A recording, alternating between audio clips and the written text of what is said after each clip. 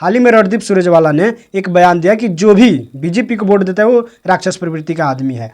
अब इसी को लेकर रिपब्लिक भारत पे एक डिबेट हो रहा था। उस डिबेट में सुधांशु त्रिवेदी, अनुराग भदौरिया, आचार्य प्रमोद कृष्णन और ऐश्वर्या कपूर शामिल थे। आगे देखिए, इस डिबेट में बहुत मजा आने वाला है। राजनेता श्राप देने लगे जनता को। जिस जनता ने राजनेता को बनाया, जिस जनता ने इसी कांग्रेस पार्टी को आधी सदी तक सत्ता दी, उस जनता को श्रापित कर रहे हैं आचार्य।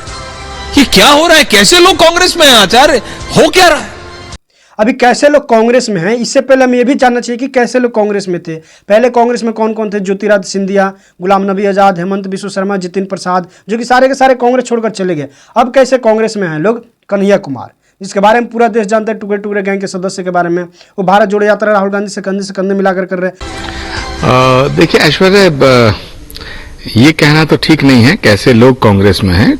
आचार्य प्रमोद कृष्णन जी, यह एक ऐसा धर्माचार्य हैं जो कि एकलौते कांग्रेस पार्टी में, दूसरा कोई धर्माचार्य ऐसा नहीं मिलेगा आपको जो कांग्रेस पार्टी में होगा। सुधांशु जी, अभी तक जितनी भी बार राहुल गांधी को रीब्रांड करने की कोशिश की गई, फिर फेल हुए, फिर रीब्रांड किया, फिर फेल हुआ।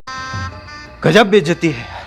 हर बार रीब्रांडिंग के बाद ऐसी फ्रस्ट्रेशन, ऐसी डेस्परेशन आई कांग्रेस में कि उन्होंने चाय वाला से लेके और नीच तक क्या नहीं बोला प्रधानमंत्री को।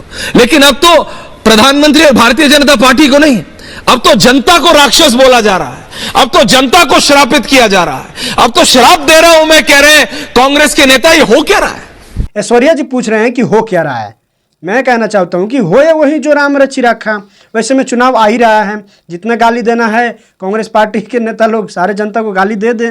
2024 में तो चुनाव आ ही रहा है। ये कहते कहावत है ना, विनाश काले विपरीत बुद्धि। ऐश्वर्या जी, श्राप की बात आई। अब मुझे विनोद अग्निहोत्री जी भी दिख रहे हैं, वरिष्ठ पत्रकार हैं, इनको भी पता होगा। श्राप का जो संदर्भ भारतीय संस्कृति में आता है वो उस व्यक्ति के बारे में आता है जिसने बहुत तप कर रखा हो। कहा गया यह धर्म वृद्धेषु न वयः समीक्षते। जो धर्म में बहुत बड़े हुए होते हो, भले छोटी आयु के भी हो, तो उनका सम्मान होना चाहिए क्योंकि उन्होंने तप कर रखा है। मगर ऐश्वर्या जी, जो धर्म निरपेक्ष होते हैं उनके पास कहां से धर्म का तप आ गया कि वो श्राप देने लगे? तो धर्म निरपेक्षों का श्राप नहीं लगता मान्यवर, धर्म प्राण लोगों के वाणी में वो शक्ति होती है कि श्राप लगे। क्या बात कही सुधांशु त्रिवेदी जी ने। आपको सब लोग आ गए नजर। अनुराग भदौरिया जी नजर नहीं आते आपको? है सुधांशु जी, आपके लखनऊ के मित्र हैं, आपको विनोद अग्निहोत्री जी दिख गए, लेकिन अनुराग भदौरिया जी नहीं दिखे। मैं बोलूं? नहीं, आ रहा हूं।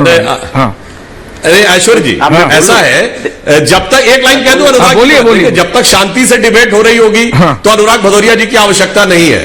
अभी जब आप देखेंगे कि जब डिबेट में गति आएगी और गति के साथ हाथ पांव की गति भी दिखेगी, नृत्य की जैसी गति दिखेगी और शीश की गति भी दिखेगी, तब आप देखिएगा भदौरिया जी स्वतः नजर आने लगेंगे। उनको करने के लिए किसी की जरूरत नहीं होगी। उनकी वाणी और शरीर दोनों थिरकने लगता है।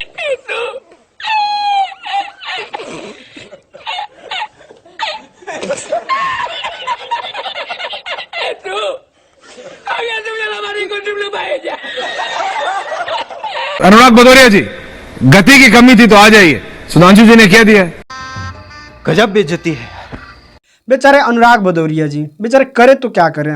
एक तो इनको ऐश्वर्या जी आधे से ज़्यादा डिबेट खत्म हो गया, फिर भी इनको बोलने का मौका नहीं दिया। और जब मौका दिया तो कैसे किस तरह से पहले उनका मजे ले रहे हैं, तब आगे मौका देंगे बोलने के लिए। बात बात पे पाकिस्तान भाग जाते हो। अरे भैया, पाकिस्तान का नहीं समस्या हमारी नहीं है, पाकिस्तान की पाकिस्तान समझे, हमारी अपने देश की बात किया करो। सीमा बॉर्डर क्रॉस कर जाते हो झप से। Okay Anurag ji, now you are repeating yourself. Atal Bihari Vajpayee ji ने अनुराग जी अब रिपीट कर की बात की थी, लेकिन हमारे देश में सुधांशु जी वो कह रहे हैं भाई प्रॉब्लम का यहाँ बात कीजिए। अनुराग ji now you repeating. Sudhanshu जी जवाब एक साथ दे रहे हैं।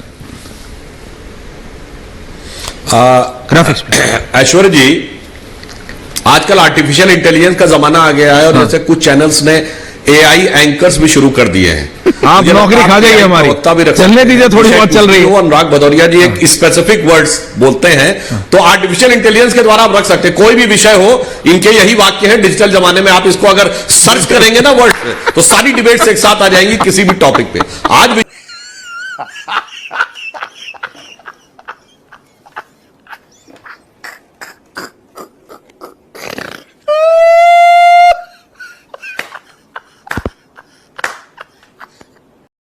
बीच में दौड़ के पाकिस्तान भाग जाते हो। बीच में नहीं। Thank you.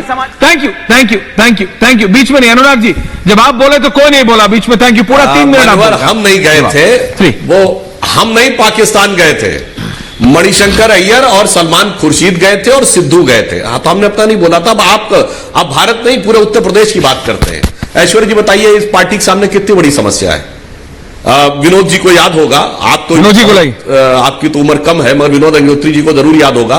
भारत माता को डायन कहा था किसने? हाँ। आजम खान ने। और ये भाषा की मर्यादा पे भाषण देते हैं। चीटिंग करता है तू,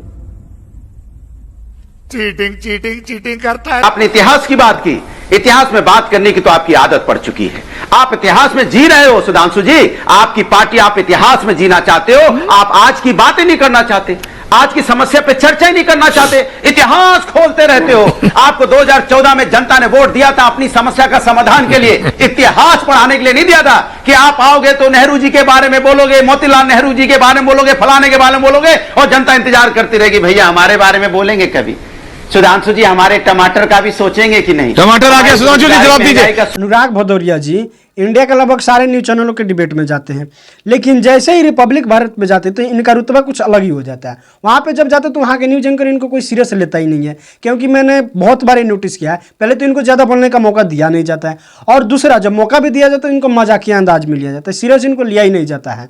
देखिए, मुझे लग रहा है कि अनुराग भदौरिया जी आर्टिफिशियल इंटेलिजेंस की बजाय एक्सीडेंटल इंटेलिजेंस में चले गए। मैंने तो इतिहास के बारे में बोला नहीं था, मैंने तो वर्तमान बोला।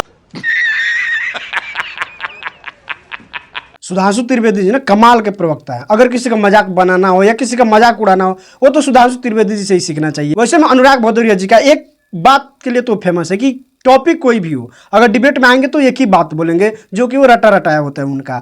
वो एक ही तरीका से बोलेंगे जो उनका रटा रटाया होता है, जो हमेशा कुछ नया, मेरे ख्याल से कुछ नया वो बोलते ही नहीं है या नया कुछ करते ही नहीं है। वही करेंगे, पहले से करते आ रहे हैं, वही बोलेंगे जो पहले से बोल रहे हैं, चाहे टॉपिक कुछ भी हो। हम तो अनुराग भदौरिया जी के कुर्ते का फैन है, जो कुर्ता पहन कर आते हैं ना एक ही कलर का कुर्ता, उसका हम फैन है उनके कुर्ते का। कांग्रेस वालों के लिए अभिनंदनीय, वंदनीय राहुल गांधी जी या कांग्रेस पार्टी जनता के लिए निंदनीय न हो जाती। तो सिर्फ ये दोहा कह के बात समाप्त करता हूं, जो सबको ध्यान रखना चाहिए कि बाणी एक अमोल है, जो कोई बोले जानी, ये तराजू तौल के तब मुख बाहर आनी। यानी हृदय के तराजू पे तौल के बाहर आनी चाहिए। मगर अफसोस है कि आज लोग बोलने के बाद भी तौलते नहीं हैं, बल्कि उसको बहुत से लोग निर्लजता पूर्वक डिफेंड करने लगते हैं। खत्म, बाय बाय, टाटा, गुड बाय।